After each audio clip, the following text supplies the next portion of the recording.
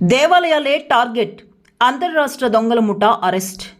దేవాలయాలను లక్ష్యంగా చేసుకుని వరుస చోరీలకు పాల్పడుతున్న అంతర్రాష్ట్ర దొంగల ముఠాను ఖమ్మం జిల్లా విఎం బంజర్ పోలీసులు అరెస్ట్ చేశారు.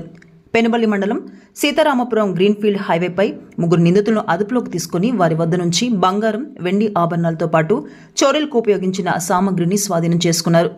కల్లూరు ఏసీపీ వసుంధరా యాదవ్ ఐపీఎస్ మీడియా సమావేశంలో అంతర్రాష్ట్ర దొంగతనాల కేసును వివరించారు. దేవాలయాలను టార్గెట్ చేసుకుని వరుస చోరీలకు పాల్పడుతున్న అంతర్రాష్ట్ర దొంగల ముఠాపై విఎం బంజర్ పోలీసులు ఉక్కుపాదం మోపారు.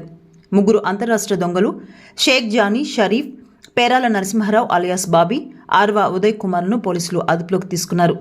నిందితుల వద్ద నుంచి 24 గ్రాముల బంగారం, కేజీన్నర వెండి ఆభరణాలను రికవరీ చేశారు. అలాగే చోరీలకు ఉపయోగించిన కారు, ఇనుప రాడ్, సుత్తి, కటింగ్ ప్లేయర్, స్క్రూ డ్రైవర్ను పోలీసులు స్వాధీనం చేసుకున్నారు. ఖమ్మం, భద్రాద్రి కొత్తగూడెం జిల్లాలతో పాటు ఆంధ్రప్రదేశ్లోని పలు దేవాలయాలలో వరుస చోరీలకు పాల్పడినట్లు పోలీసులు తెలిపారు. పెనుబల్లి, తల్లాడ, కల్లూరు, వేంసూరు ప్రాంతాల దేవాలయాల్లో జరిగిన చోరీలతో వీరికి సంబంధం ఉన్నట్లు పేర్కొన్నారు. నిందితులపై పలు పోలీస్ స్టేషన్లలో గతంలో నమోదైన కేసులు కూడా ఉన్నట్లు వెల్లడించారు. వీరిపై పీడీ యాక్ట్ నమోదు చేయనట్లు కల్లూరు ఏసీపీ వసుంధరా యాదవ్ వెల్లడించారు. అలానే దేవాలయాల నిర్వాహకులు సీసీ కెమెరాలతో పాటు ఇతర భద్రతా చర్యలను తప్పనిసరిగా ఏర్పాటు చేసుకోవాలని పోలీసులు సూచించారు.